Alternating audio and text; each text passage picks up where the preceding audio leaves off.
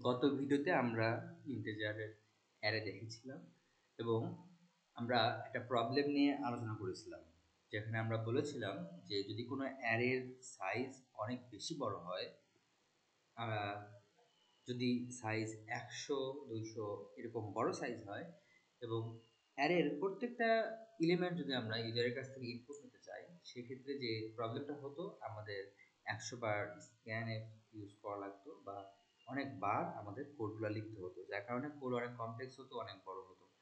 তো এটা সলিউশনের জন্য একটা টেকনিক আছে, সেটা হচ্ছে লুপ।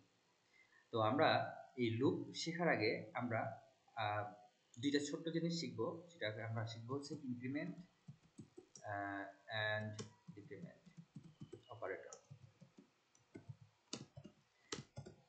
তো এইটা ইনক্রিমেন্ট এবং ডিক্রিমেন্ট যেটা, সেটা কিভাবে কাজ করে খুবই সিম্পল। আমরা প্রথমে একটা ভ্যারিয়েবল দিব a ইকুয়াল 8, এরপর আমরা লিখব printf value of a equal %a, এবং এখানে আমরা দিলাম a। এবং আমরা জানি এর আউটপুটটা কি হবে। অবশ্যই কমেন্ট করে জানাবেন আউটপুটটা কি হবে।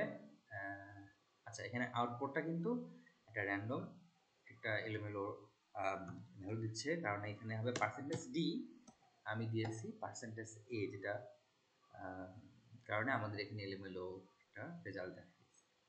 তো আমাদের ভ্যালু অফ a ইকুয়াল 8 দেখাচ্ছে, যেটা ঠিক আছে। আমরা যদি এখন এবার নিচে এসে বলি a ইকুয়াল a প্লাস 1, তাহলে এখানে রেজাল্টটা কি আসতে পারে?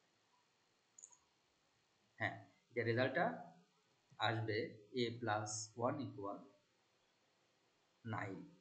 অর্থাৎ এখানে আমরা a ইকুয়াল এর ভ্যালু অলরেডি 8 ছিল, তার সাথে আমরা আবার 1 যোগ করে যেটা হবে সেটাই হচ্ছে আনসারটা হবে। আমরা এই একই কাজ আমরা অন্যভাবে করতে পারি, সেটা হচ্ছে a equal or a plus plus, এবং আমরা যদি এবার রান দিই, আমাদের প্রথমে কিন্তু ভ্যালু হচ্ছে সরাসরি এর ভ্যালু 8, পরবর্তীতে আমরা a প্লাস প্লাস লিখে আমরা প্রিন্ট করলাম এবং ভ্যালু আসতেছে 9। আমি যদি আবার a প্লাস প্লাস করি, এবার আমরা যদি রান করি, ভ্যালু আসবে এবার 10। অর্থাৎ a প্লাস প্লাস করার অর্থ হচ্ছে এর ভ্যালুর সাথে আরো 1 যোগ করো। এখানে এর ভ্যালু 8 থেকে 9 চলে এসেছে এবং পরবর্তীতে এর ভ্যালু আবার আপডেট হয়ে 9 থেকে 10-এ চলে এসেছে। আমরা যদি একইভাবে আরো বেশি বার ইনক্রিমেন্ট করি, প্রত্যেকবার এটা কিন্তু বাড়তে থাকবে। এটাকে আমরা বলবো হচ্ছে ইনক্রিমেন্ট।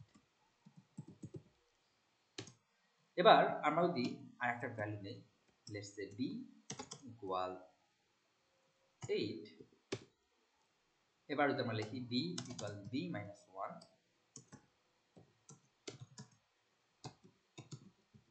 এবার আমরা যদি এখানে বিটাকে প্রিন্ট করি,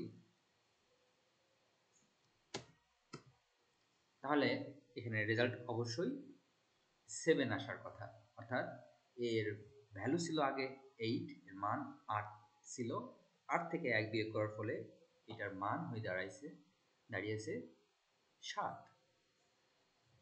তো আমরা একইভাবে যদি b মাইনাস মাইনাস লিখি এবং এটাকে রান করি, আমাদের রেজাল্ট দিবে 7। অর্থাৎ এটাকে এক করে মান কমিয়ে দিবে।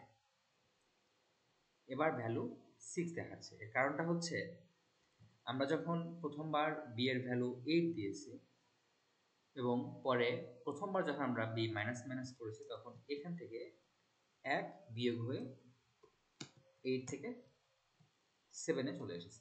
পরের বার যখন আবার আমরা মাইনাস মাইনাস ইউজ করছি, তখন 7 থেকে 6-এ, অর্থাৎ এক এক করে কমতেছে। এই ঘটনাকে আমরা বলবো, এটাকে আমরা বলবো ডিক্রিমেন্ট। তারপর আশা করি আমরা ইনক্রিমেন্ট এবং ডিক্রিমেন্ট ব্যাপারটা বুঝতে পেরেছি। ইনক্রিমেন্টকে আমরা প্লাস প্লাস দ্বারা বোঝাই এবং এটার অর্থ হচ্ছে ওই ভ্যালুর সাথে 1 যোগ করো। আর ডিক্রিমেন্ট হচ্ছে মাইনাস মাইনাস দ্বারা বোঝাই, এর অর্থ হচ্ছে ওই ভ্যালুর সাথে 1 বিয়োগ করো। আমরা পরবর্তী ভিডিওতে আমরা loop, for loop, C programming এর ফর লুপটা আমরা শিখব। আপনারা সবাই ইনক্রিমেন্ট এবং ডিক্রিমেন্টের বিষয়গুলো নিজে প্র্যাকটিস করবেন। ধন্যবাদ।